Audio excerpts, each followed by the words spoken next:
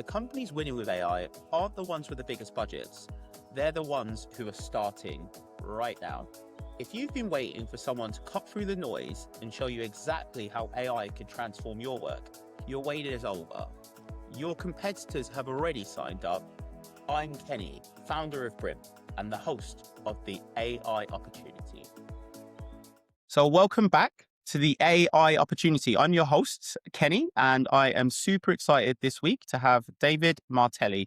Just for the audience, reason I think this is going to be a really great episode is David has got a really esteemed background in education, particularly with Guildhall Learning, where he's working with the world's next generation. And in particular, I think some of the themes that you're experiencing and seeing around technology and AI are going to be absolutely fascinating. And really lucky to have you on the show, Dave. We're excited to speak to you. Perhaps you can introduce yourself to the audience. Hey, yep. So you got it right for the pronunciation. Dave Martelli. And currently I'm the founder of Guildhall Learning, co-founder of Global Children's School. And what we're really trying to do here is figure out how to bring the reason behind why we're learning things in the first place and make that forefront in kids' and educators' mind, not just like here's a book and a bunch of tests and whatnot, and let's kind of go through and blast through the curriculum. With that, also bringing the best and most current, which is more and more difficult by the day, technologies to everywhere. Like I said, we have Global Children's School is a daycare that starts off at 6 months age, and then Guildhall generally takes that from kindergarten all the way up to 18, and then training for industry as well. So we're trying to figure out the entire full stack of the educational problem when it comes to technology and just a reason to learn in the first place. Yeah, no, amazing. I have so many questions for you, Dave. From a personal perspective as a parent, I think that we live in a really interesting moment where technology has got to a level now where it's capable and really can augment young people's experiences. I read a stat recently, which I'd love to get your opinion on, which was that the one of the core predictors of genius or outsized contribution to society is actually having a tutor. I thought that was really really interesting sort of correlation of how people would sort of achieve things in society. I guess we live in a moment where technology might be able to overcome some of the limitations that a lot of people have when it comes to having tutors. Yeah. And what's cool about if you look at all the greatest leaders throughout like history, Rome, Greece, everywhere, like they start with like Aristotle. They go in and Alexander the Great. All of them had amazing personal mentors that turned them into like Marcus Aurelius, if you've ever read any of his stuff, going into I can never pronounce the guy's name, Lucilius, right? Like personal mentoring from the greatest masters into the greatest leaders of history has just been the norm, right? And one of the problems that we have nowadays is that it's like 30 to 50 kids per classroom if we look like a standard educational, and especially like where I am in inner city Boston and in the United States, like there's not a huge amount of equality or equity in the educational experience, not even just in individuals going to schools, but within schools themselves, there's such vast difference in what's available to each kid. So AI has the ability to, assuming they figure out how to use it well, to be able to democratize private personalized instruction for everyone. And that should be a responsibility both for the students and the parents to make sure that they are grabbing those utilities as they're becoming available, as well as for the educators to be able to learn so that they can then push it, understand better what each kid is doing and where each kid is at. It's the best opportunity. Oh, I couldn't agree with you more. It's interesting. My son is only 2, so he's not quite at the Nice. place where he's using AI every day. But I can really see a future that can be hugely enriching for him. I think it's really interesting the word that you used for children and parents around responsibility and their responsibility to use these tools. What do you mean by that? Like, how do parents take responsibility when it comes to this huge opportunity for personal learning? And yeah, what should we be asking of children? So the responsibility, not just with AI, just in education in general, which is difficult because I'm a parent of two myself. I've got a 5 and a 9-year-old. The 9-year-old is pretty sure that she's already 14. And like I have several businesses also I'm running at the same time. So like I'm bouncing all around. My wife is co-founder with me in many of the things. So she's just as busy as I am. The hard part about a parent is saying, hey, I got to have time to make sure that I am there to make sure that my kid is really getting it. So I'll start off with the struggle with that. That being said, it is becoming less and less that the standard of what we are learning in school will be enough, I guess would be the best word, for the world that the kids are going to be going into. And things are changing so fast. I mean, think GPT is only a couple of years old, a little bit more than 3 years old at this point, right? Before that was a completely different world. Now you can go in, before you had to have, let's say for a software development company, you had to have like a team of 5 to 10 people writing your program with a manager, program manager usually on top of that, and the CEO trying to go out and find funds. Now we've got in our own studio here 5 programs being written by the exact same person who is coming up with the idea, and then we have one person testing it to make sure that they can beat it with a hammer and it doesn't crash, right? That's the speed at which you can now produce things across the board. And this, I'm using programming because it's an easy an example, but it can be anything from manufacturing to quality assurance to sales and media to art to everything. The speed in which you can do those things is so much faster, and it's getting faster all the time, that the job world that these kids are going to go into will be at the forefront of adaptation and constantly revising and rebuilding your skills. So by taking responsibility for your educational journey and in some way choosing what it is that you spend your time and focus on learning, you will be learning the skill of constantly adapting and evolving with the new technology and the new needs that are coming out. If you simply go to school and do what someone else tells you to do without really giving it any second thought, as soon as you're out in the real world, you're not going to have that same scaffolding to keep you up to date with what is necessary and what's coming. You won't know how to navigate that world. So taking responsibility, I think, is the first step in education right now for any, as soon as you're, I would even say in 5th grade or so, would be the first developmentally appropriate place to start of saying, hey, you have this problem. You have to figure out how to find what you need to learn in order to be able to do this project. Not just here, I gave you the lesson plan. Now figure out what to do with it. You have to figure out the steps you need. And you two people might have the same project. You'll go about solving it and finding the educational resources completely differently. And that's great because you are your own person. You should be solving the problems in the way that optimizes for you and your own mental acuity. That makes a lot of sense. And it's really interesting. I guess just to translate for the international audience, when you say 5th grade, you mean around sort of the ages of like 8, 9, is that right? Or 7? What is 5th grade About in? 10. About 10. About 10. Okay. So getting to that level where they're becoming their own people in many Yes. respects, right? Like Yeah. 10-year-olds.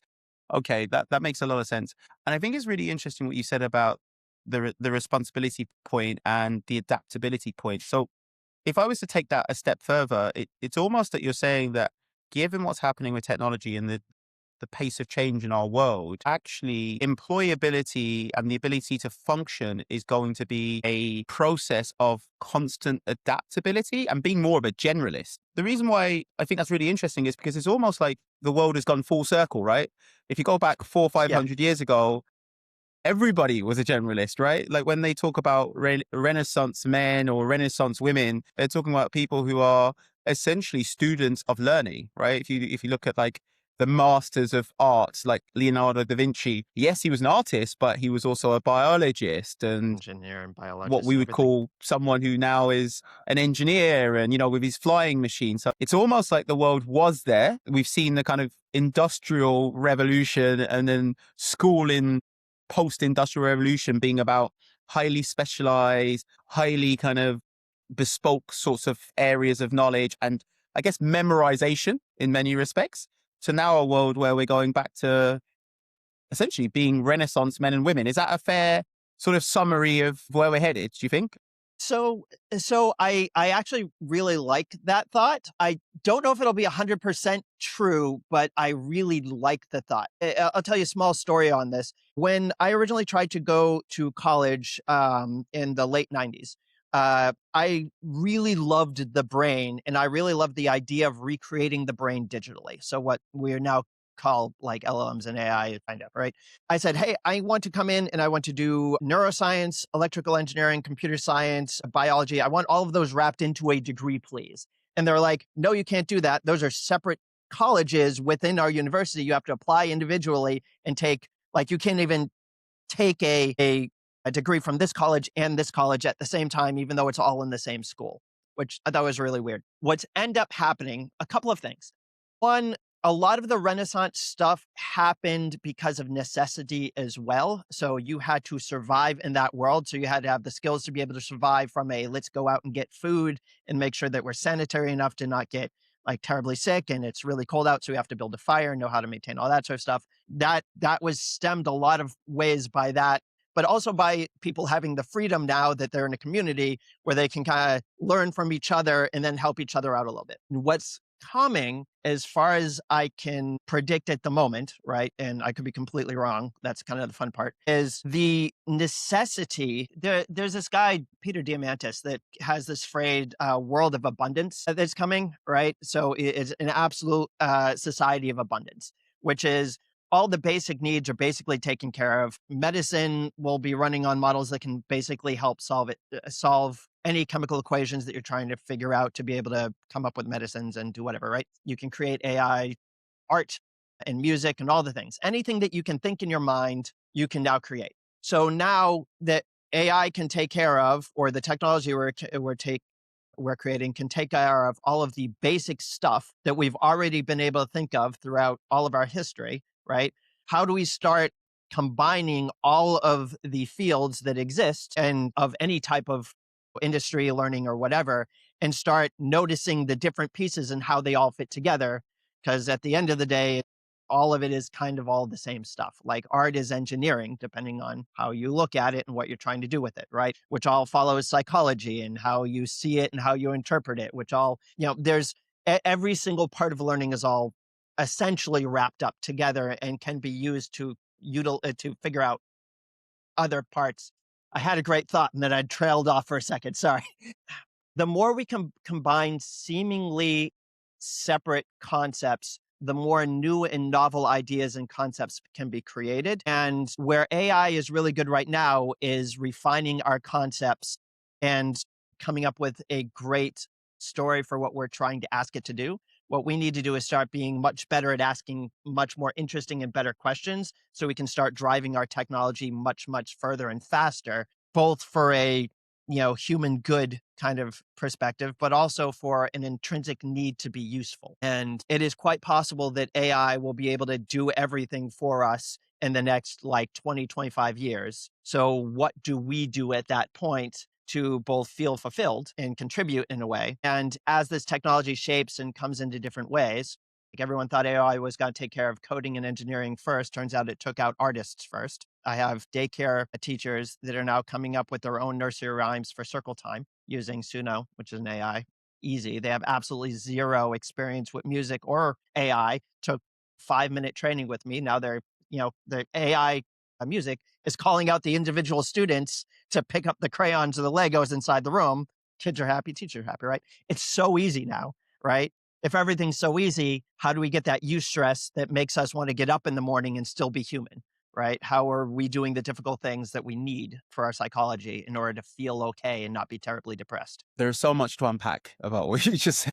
But I Sorry think about there are that. like three. No. Many themes. I guess let me work backwards. I think the point around using Suno to come up with nursery rhymes for sort of infant children and toddlers. I love it. I really love the idea. I think that that's a real example of how AI can genuinely help children with their education, because like we talked about earlier, that one-to-one personalization around education is proven to improve results. Yes.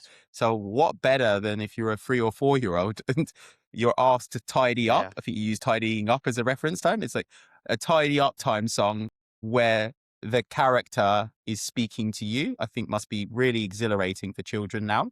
I have something similar with my son, actually. I've created some stories for him when we do bedtime, Nice. which are AI generated, but with his name and his face, and it's remarkable. So that is, I think, for a lot of parents that are listening to this, probably quite exciting. But in terms of to kind of help the audience unpack the other points that you made, I think there are a couple of really interesting themes that I'd love to kind of just flatten out a little bit. So I think one of the points you're making is about the idea that we are living that is actually becoming exponential.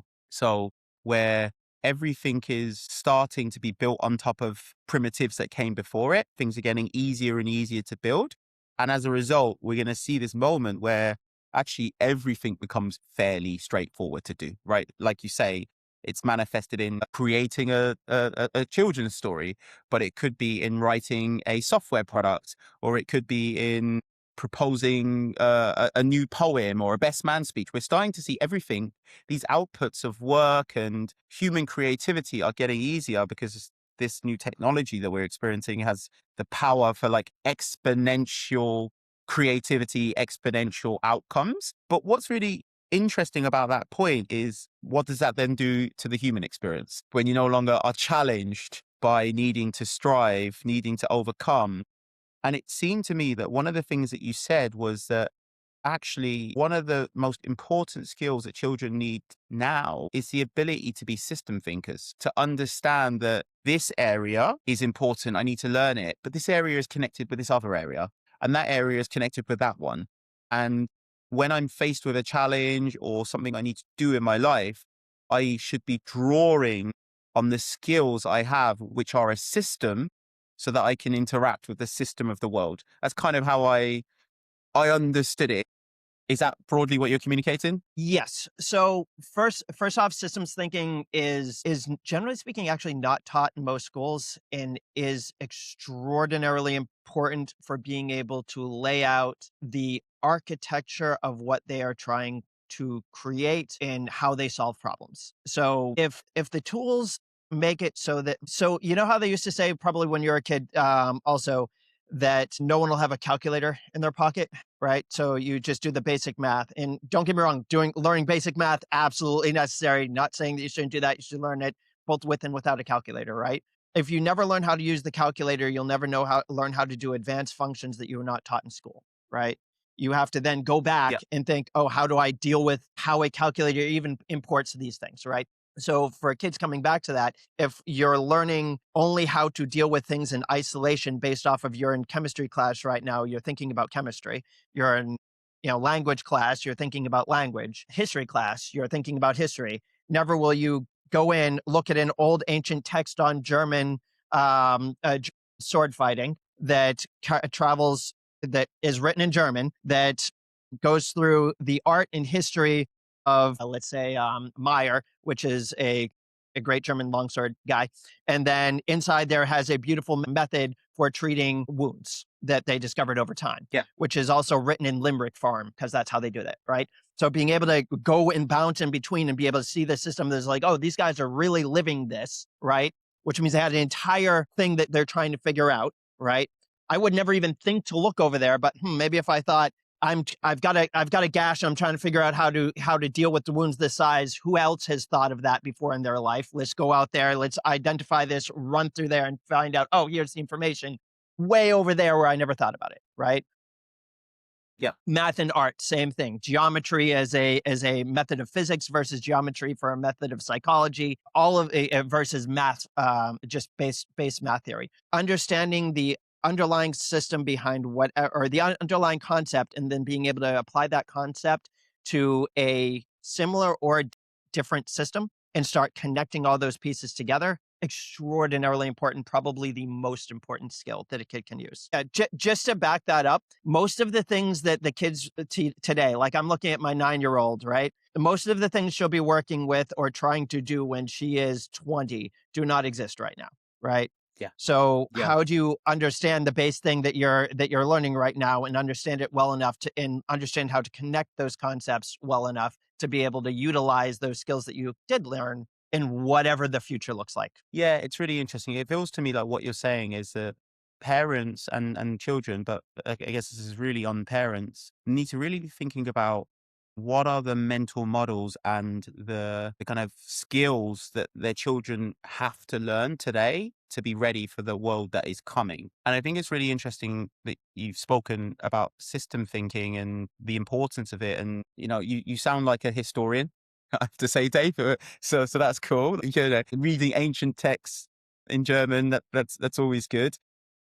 I But I used think it's to a really teach great German example. longsword. Really? Okay, so that's Yeah, where the long time example ago. came from. Yeah. That makes sense. But I mean, there are German listeners, so I'm sure they'll be very flattered that you picked ancient German as a as a topic. But I think it's a really great example because I think all of us as parents, we are all thinking very carefully about how do we prepare our children for the future. And this idea of systems thinking is really crucial because actually AI is extremely powerful. I think we can all see that it's very good at being able to help people learn topics, but it has its boundaries from my experience. So even though it can help you point to a direction, you might want to look over there, or you might want to see this inference, you still have to have a good sense of what you're looking for. You have to have a view of what do I actually want? What does clarity look like? And a lot of that is that quality of being able to model things in your mind, right? Model the Yes. world. It's a really interesting point because one of the big limitations that AI has right now is it has no model of the world. And so the big advantage that we have as humans is we have a model of the world, right? We know that if I have this conversation with this human, this might be the first order of the impact of that conversation. Maybe this might be the second order and this might be the third order. So we can build these systems in our mind, and then the AI that we use can essentially make that exponentially powerful for us because we can understand, okay, how do I take this step or how do I do this thing? And it almost feels like if children have that, they are going to be 10 times more capable than their parents, right? Yeah. Like my son in 20 Yeah. years' time is going to be teaching me about topics that I could never even dreamt of discussing. Oh, Is that something you would Yeah. agree with? Yeah. The way we deal with that here is that every single thing that we teach is based off of a project or a requirement. And this is all the way down to 3-year-olds that we teach. Right. Yeah. So really simple robotics example, right? Let's see. So let's say we got 2 No Lego worries. gears here, right? So I Yeah. gotta get these gears here's the concept. When one gear touches another gear, they mesh like that, and then I can affect this gear by rotating this gear. They're separate, it doesn't rotate. If it does rotate, right? There's your lesson, there's the concept. That is all the teaching that happens in this half an hour class, right? And then this kid now understands a concept, which they needed to get somehow. It is still the easiest way for a teacher to interact with a student, and the student to get the knowledge that way. A couple of reasons why is because I can make fun of this, have fun with them, and laugh and build a story and do all sorts of things like that to make it so that they get it, right? That being said, once they understand this, here comes the problem. I have a wheel all the way over there that I need to turn somehow, right? You have an entire bin of these things, right? You figure out how to do that, how to connect these things, how to get there, right? So they got to figure out, oh God, I have a problem now, right? And my problem is I have to do Yes. that. What does the success vector look like? That wheel over there is turning and fanning off a small crocodile that has been in the sun too long, or whatever my story might be, right? The content now has context, and they can play with it. This same concept later can say, I'm making a race car, right? Put the gears in different ways together and attach it to a motor and see what happens. Very, very quickly, they'll realize that a car moves faster if I have the motor on the big one attached to the small one, which has the wheel, versus the opposite way around, right? So as the same thing with leverage and all those sort of things. They can now start playing with the one concept they learned, have an objective for that, and start going out.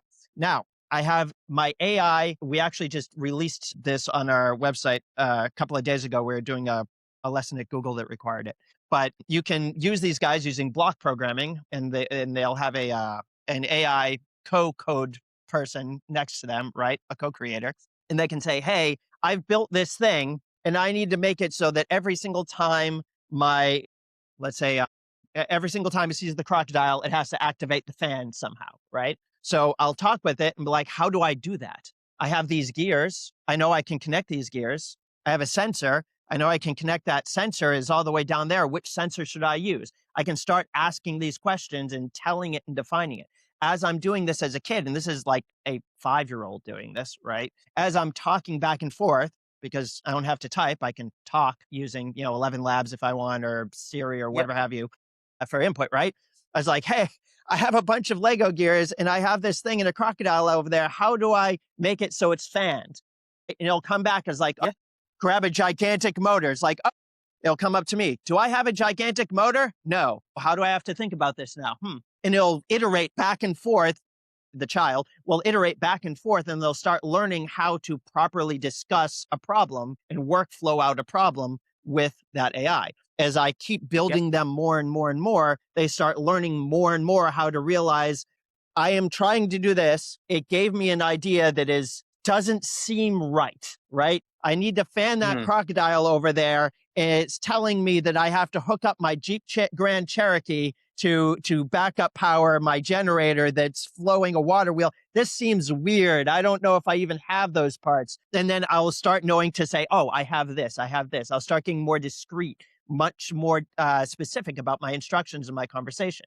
Over time, what's interesting, they get to first, second grade, they start understanding what a product requirements document is. They don't know what the term is, but they start actually displaying it out, right? My 9-year-old's been doing this with me for a while, and she has started her own slime business and 3D printing business, right? And the difference between what she started out with she wants to make these cute little chibi characters. They're kind of like in blind boxes, think like Labubu type things if they get there over there. Yep. We do. Like her first prompts were, I want a bunny lying down. And then she went over there and realized that she was spending a lot of her monthly allowance of credits saying, no, that's not what I want. No, that's what I want, with the simple prompt. Over a little bit of time and interacting with it, she got better and better and better by me helping and engaging her with how do I define out what I'm actually looking for? Draw it out. She likes to physically draw it out because she's a fairly okay artist, right?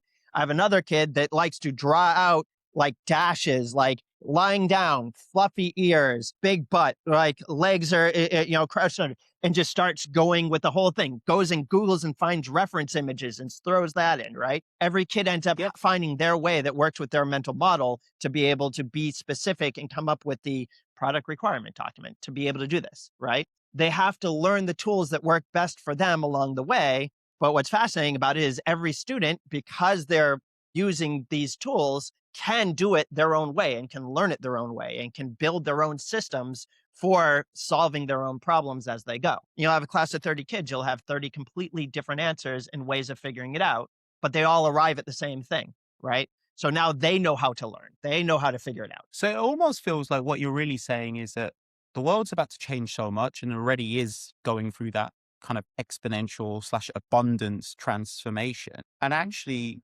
we need to find ways that we can give our kids the tools that you described so they can have this kind of higher order level of thinking, the level of critical thinking where they can see and understand the world as a system.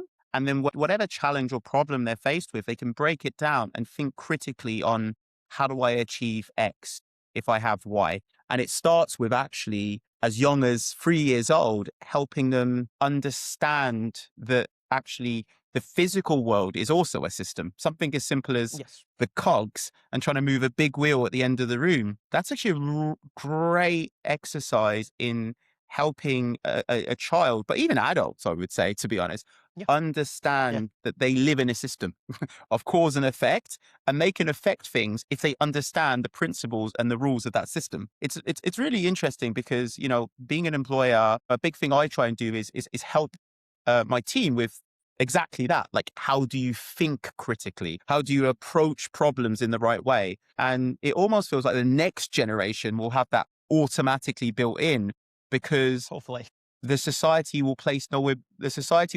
importance on like what we teach now, which is rudimental memorized expertise. Do you know what I mean? And it will become more about, do you really understand? Do you Yes. actually Right. understand these principles? Do you Yeah. understand these concepts? Or have you just, someone's told you how to write this type of thing, this type of way? And, like you said, if you don't have the harness of a teacher that's told you this is how you do it, when you get into the real world, you can't really contribute Your meaningfully host.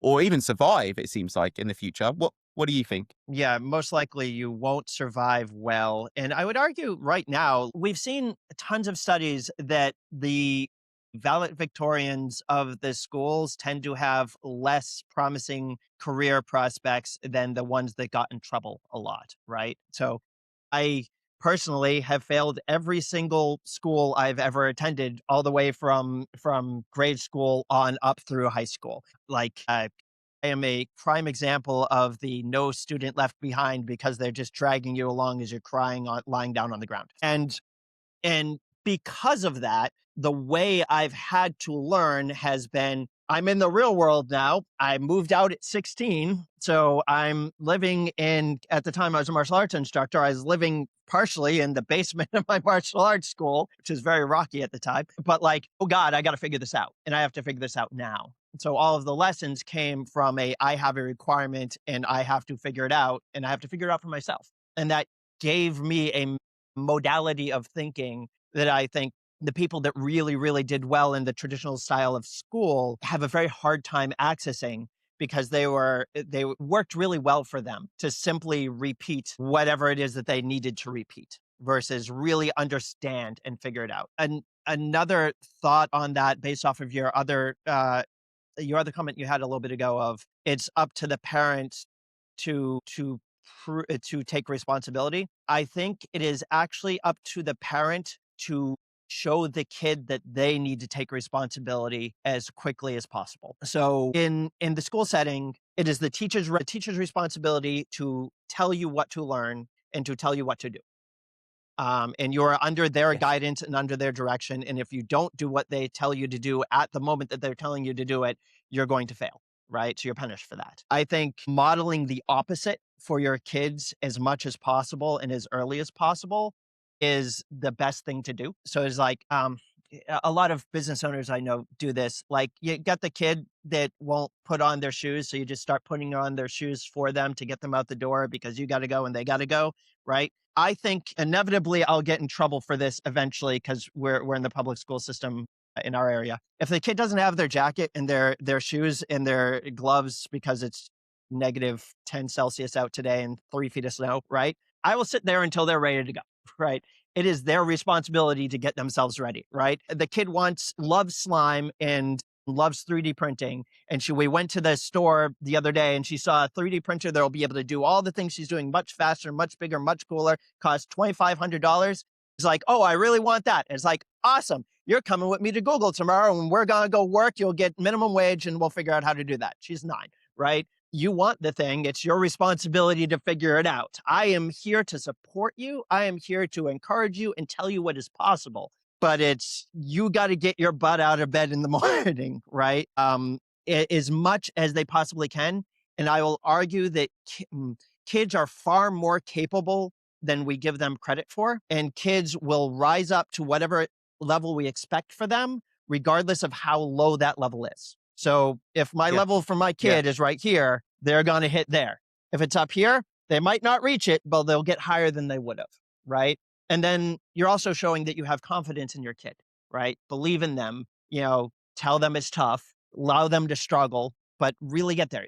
Make them responsible as much as you can. And they'll have a much easier time later in life. They'll pay the dividend, they'll pay for it a little bit earlier in life, right? But they'll have a way easier time once they get into the adult world, right? So it's really interesting. I guess, conscious that we did promise you that we wouldn't keep you longer than half an hour, but it almost feels like the point we're ending on here is it almost feels like that if you want to prepare your children for the future world where AI and abundance is a reality, you need to kind of start now by making sure that they're engaging in the systems of the world, right? Consequences if you don't put your shoes on, understanding how to be a system thinker, understanding the different orders of thinking. So basically, the sorts of things, it's one big circle. It's what you would have been taught if you were a privileged aristocrat in, the ancient Yeah. world and you had a Or the tutor, son of they a would have taught you farmer, these right?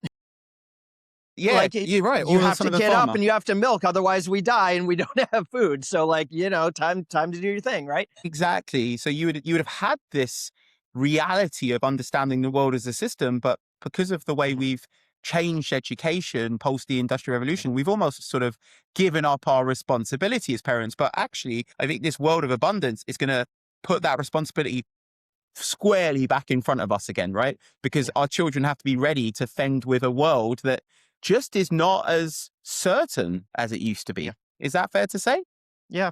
Imagine it this. If we all say that we hate the idea of our 26-year-old kid living in the basement doing nothing and just sitting there playing video games, what if that's perfectly what if you can survive perfectly fine in 20 years doing that? Like, what if there's no need to go to work and no need to get the stuff, right? Are you still okay if that's what they're doing? Even though it's a world of abundance and we've got all the stuff that we could possibly need, all the medical, all the food, and all the everything. Do you still want your kids sitting there at 20 something years old in your basement, not doing anything? You're still going to think that they're going to be a depressed person. You're still going to think that they should do something with their lives, right? Abundance or not, we're still humans. We still have a need to be productive. We still have a need to do stuff, right? You got to get out there and, teaching the kids to be able to do that.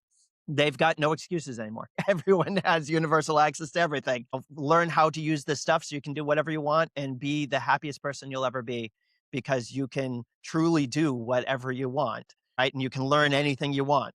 Great power comes great responsibility, man. That's it. Love it. What a way to end. What a positive way to end. I really enjoyed that. I hope you did too. A great conversation. Thank you so much for having me on.